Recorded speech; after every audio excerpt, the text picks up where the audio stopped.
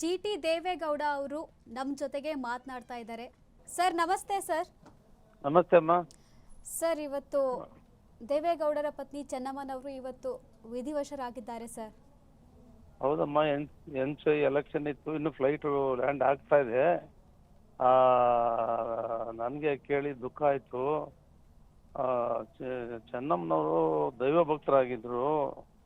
ಅತ್ಯಂತ ಪ್ರಧಾನಮಂತ್ರಿಗಳ ಪತ್ನಿ ಆಗಿದ್ರು ಕೂಡ ಆ ಸೌಜನ್ಯ, ಸರಳತೆ, ಗೌರವಕ್ಕೆ ಪಾತ್ರರಾಗಿದ್ರು. ಎಲ್ಲರನ್ನೂ ಕೂಡ ಪ್ರೀತಿಯಿಂದ ಕಾಣ್ತಾ ಇದ್ರು. ನಾವು ಯಾವತ್ತೂ ಕೂಡ ಡೆಲ್ಲಿನಲ್ಲಿ ಹೋದ್ರು ಕೂಡ ಊಟ ಮಾಡಿಸಿ ಅವರೇ ಅಡುಗೆ ಮಾಡಿಸಿ ಊಟ ಮಾಡಿ ಬೆಂಗಳೂರು ಮನೆಗೆ ಹೋಗಿ ಬಂದವ್ರನ್ನೆಲ್ಲರೂ ಕೂಡ ಮಕ್ಕಳ ಥರ ಕಾಣ್ತಾ ಇದ್ರು. ಅವ್ರು ಭಾಳ ದೈವ ಭಕ್ತರು ಅಂದರೆ ಬೆಳಿಗ್ಗೆಯಿಂದ ಸಾಯಂಕಾಲದವರೆಗೂ ಕೂಡ ದೇವ್ರ ಮನೆಯಲ್ಲೇ ಇರ್ತಿದ್ರು. ಅವರು ಈ ಅಪಾರವಾದಂಥ ಬಂಧು ಬಳಗ, ಅವ್ರನ್ನೆಲ್ಲ ಬೆಳೆಸಿದ್ದಾರೆ, ಸಾಕಿದ್ದಾರೆ, ಸಲುಹಿದ್ದಾರೆ. ದೇವೇಗೌಡರಿಗೆ ಬೆನ್ನೆಲುವಾಗಿದ್ದರು. ನಮಗೆಲ್ಲರೂ ಕೂಡ, ನಾನು ಕೂಡ ಒಂದು ತಿಂಗಳಲ್ಲಿ ಅವ್ರ ಗೌರವ ಸಲ್ಲಿಸಿ ಸಮರ್ಪಣೆ ಮಾಡಿ ದೇವೇಗೌಡರು ಚೆನ್ನಮ್ಮನವರು ಇಬ್ಬರೂ ಕೂಡ ಅವ್ರ ಆಶೀರ್ವಾದ ಪಡ್ಕೊಂಡು ಬಂದಿದ್ದೆ. ಇವತ್ತು ನಿಧನರಾಗಿದ್ದಾರೆ. ಅವರು ದೈವ ಲೋಕಕ್ಕೆ ಸೇರಿದ್ದಾರೆ.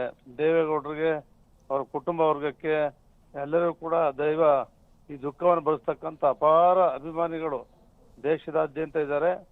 ಅವರೆಲ್ಲರೂ ಕೂಡ ದುಃಖ ಭರಿಸ್ತಕ್ಕಂಥ ಶಕ್ತಿ ಕೊಡಲಿ ಆ ತಾಯಿಗೆ, ಚೆನ್ನಮ್ಮನವರ ಆತ್ಮಕ್ಕೆ ಚಿರ ಶಾಂತಿ ಕೊಡಲಿ ಅಂತೇಳಿ ದೇವರಲ್ಲಿ ಪ್ರಾರ್ಥನೆ ಮಾಡ್ತೀನಮ್ಮ.